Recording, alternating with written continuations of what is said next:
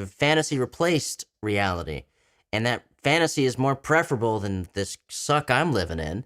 And so I'd rather be that. I'd rather live that. And again, that leads to the escalation. It takes you to more depths of pornography when to some point for a lot of folks, it doesn't become enough to watch a video. You need to live it. You need to do it. You need to find people to sleep with. You need to have hookups and one night stands. You need to have all these things. And that's a huge integral part of my story.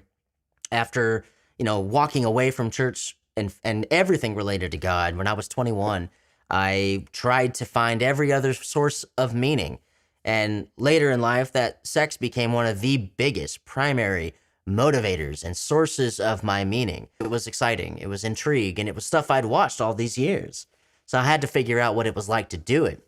So I went to house parties. There'd be 40, 80 people at some of these parties, and you'd see all kinds of things. I saw orgies and group stuff. I saw more than I can describe, and I liked it because it was exciting.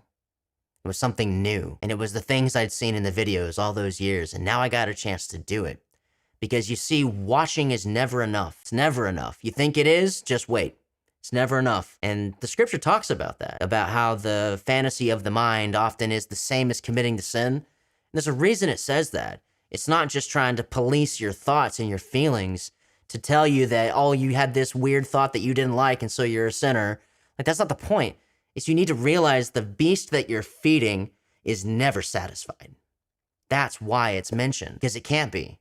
And unfortunately, I lived to find out.